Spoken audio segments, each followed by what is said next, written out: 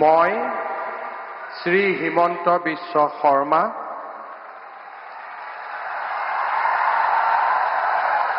ঈশ্বৰৰ নামত শপত লওঁ যে বিধিৰ দ্বাৰা স্থাপিত ভাৰতৰ সংবিধানৰ প্ৰতি মই প্ৰকৃত বিশ্বাস আৰু আনুগত্য পোষণ কৰিম।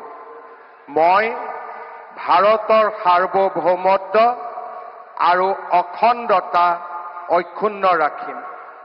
মই অসমৰ মুখ্যমন্ত্ৰী হিচাপে মোৰ কৰ্তব্য বিশ্বস্ততাৰে আৰু শুদ্ধ অন্তঃকৰণেৰে সম্পাদন কৰিম আৰু মই ভয় বা পক্ষপাত, অনুৰাগ বা বিদ্বেষ নোহোৱাকৈ সংবিধান আৰু আইন অনুসাৰে সকলো শ্ৰেণীৰ লোকৰ প্ৰতি ন্যায় আচৰণ কৰিম।